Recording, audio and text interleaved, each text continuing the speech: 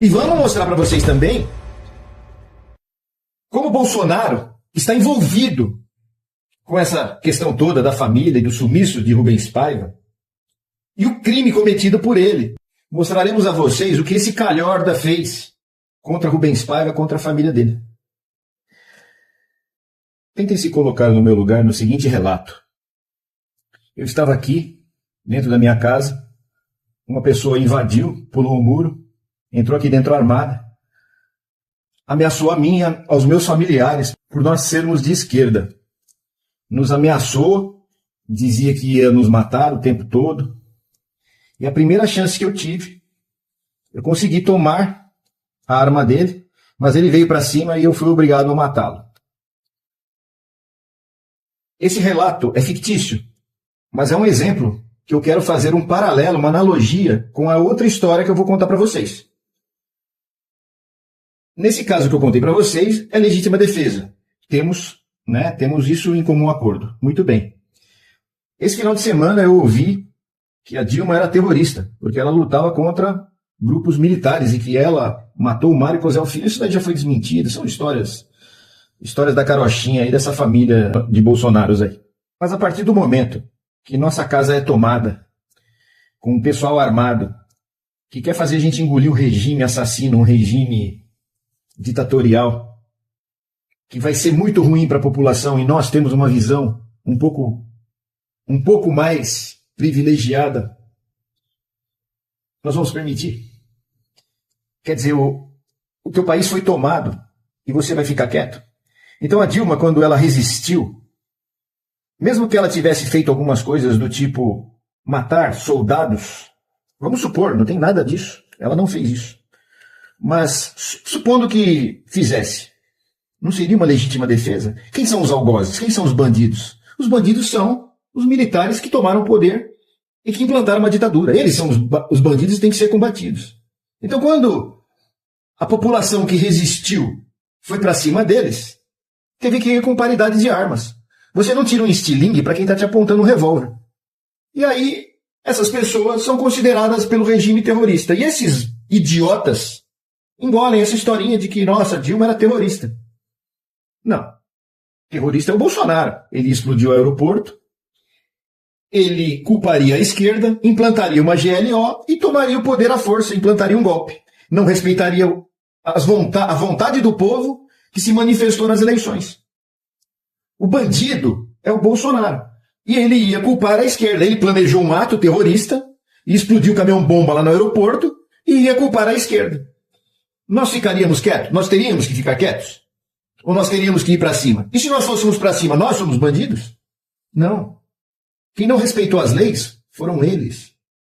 Toda resistência contra os militares não é de bandidos, é contra os bandidos. E não foi nem o caso de Rubens Paiva. E eu vou mostrar para vocês aqui por que Rubens Paiva foi assassinado pelo regime. Há um pronunciamento dele numa rádio em que levou os militares a ficarem raivosos com ele.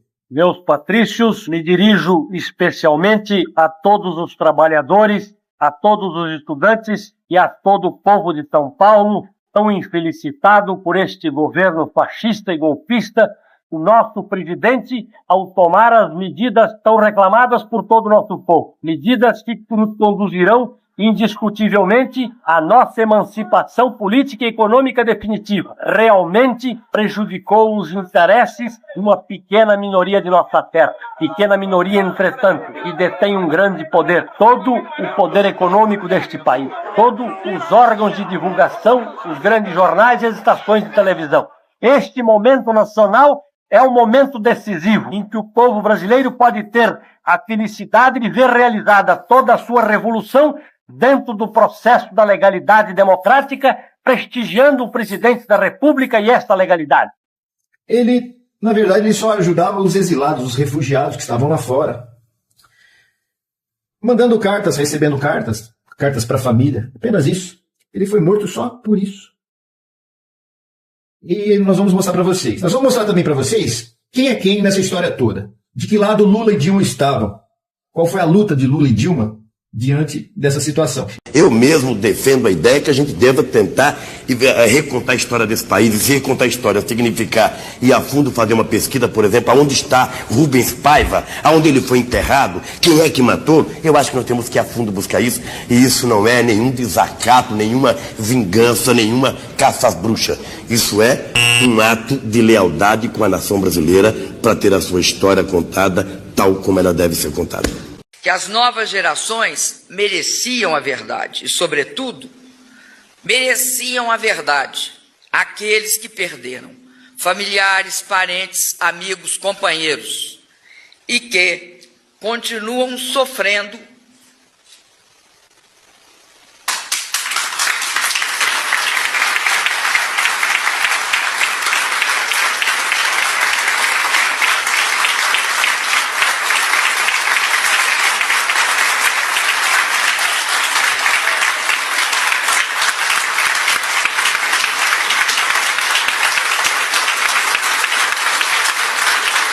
E, por fim, Agripino Maia, que era um lacradorzinho igual esses porcarias, esses bolsonaristas que estão hoje no Congresso, quis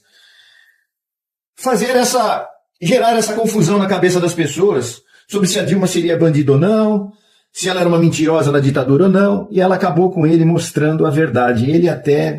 Você vê que ele ficou arrependido de ter colocado o que ele colocou.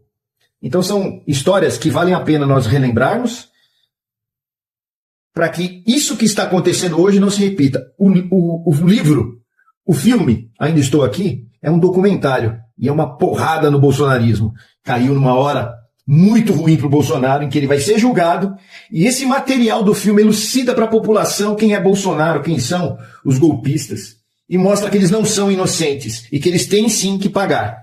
17 anos é pouco para esses lixos. E eu lamento que quem foi para frente do quartel também não tenha sido preso.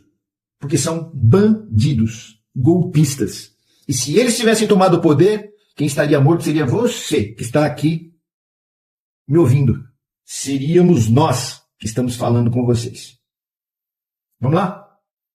A gente tem que lembrar que o Bolsonaro, como deputado, ele na porta do gabinete dele tinha um cartaz com um cachorro com osso na boca que dizia: quem procura osso é cachorro. E veja, foi um dos primeiros marcos de memória, uma iniciativa do deputado Paulo Teixeira, de produzir um busto do meu pai, que é o único desaparecido político do Congresso Nacional, das duas câmaras, a Câmara e do Senado, é o único parlamentar cuja condição é desaparecido, não foi o único preso, nem ex-preso, nem ex-torturado, mas é o único desaparecido. Entre a Câmara e o Senado tem um busto de Rubens Paiva, e no dia da inauguração, lotado de gente, parlamentares de todos os partidos, minha família, amigos dele, quem podia estar em Brasília, a gente inaugurando o busto, o Bolsonaro passa na frente, no meio da família, provocando, né, como todo covarde. Não estava sozinho, ele estava com 2 armários, 2 pessoas gigantes do lado dele, e provoca, e na provocação dá uma cuspida nesse primeiro, digamos, marco e símbolo de memória e de homenagem a Rubens Paiva. E esse é um lugar que a gente peregrina, digamos assim. Quando vai a Brasília, qualquer pessoa da família ou amigos vão lá, levam flores, fazem homenagem, tiram uma fotografia e manda pra gente. Quando eu vou lá como se tivesse ido num túmulo que não existe. É um lugar onde a gente pode peregrinar, digamos assim. Por que é importante continuar contando histórias sobre a ditadura no Brasil? Rubens Paiva foi um ser humano que existiu. Ele não é parte de uma ficção imaginada, de um passado distópico. Ele é um homem real, pai amoroso de 5 filhos, esposo dedicado, que num dia qualquer de janeiro de 1971 foi levado por militares e nunca mais foi visto. Eunice Paiva, sua esposa, nunca desistiu de encontrá-lo. Não abaixou a cabeça nem mesmo dos vários dias de tortura física e psicológica que ela sofreu. Nunca sequer chorou diante das câmeras. Continuou firme, resistente, resiliente, foi sua maior resposta. A Eunice e a Rubens foi feito um livro, chamado Ainda Estou Aqui, que agora virou filme. Quando nós, brasileiros, assistimos Ainda Estou Aqui, naquela sala de cinema nós dividimos muito mais do que apenas o filme que está passando. Nós dividimos a herança de 2 décadas de ditadura, que aconteceram praticamente ontem. Nós somos frutos diretos de uma desgraça que está muito mais próxima do que a gente imagina. As nossas noções de crueldade são muito desafiadas quando a gente percebe que a ditadura militar tirou até mesmo o direito do luto das pessoas, quando pega com o corpo de alguém que ela mesma matou e some pra sempre. E é importante continuar contando essas histórias porque a preservação da memória é o que nós temos de mais importante nessa vida. Sempre que alguém faz um filme sobre uma história assim, alguma coisa do tipo, a gente precisa se lembrar que enquanto os fascistas e os ditadores vão afundar no esgoto da história, a arte sobre a memória daqueles que persistiram e resistiram vai ficar pra sempre. Isso é uma coisa que ninguém pode tirar de nós e ninguém deveria ter o direito de arrancar de nós. E hoje, mais do que nunca,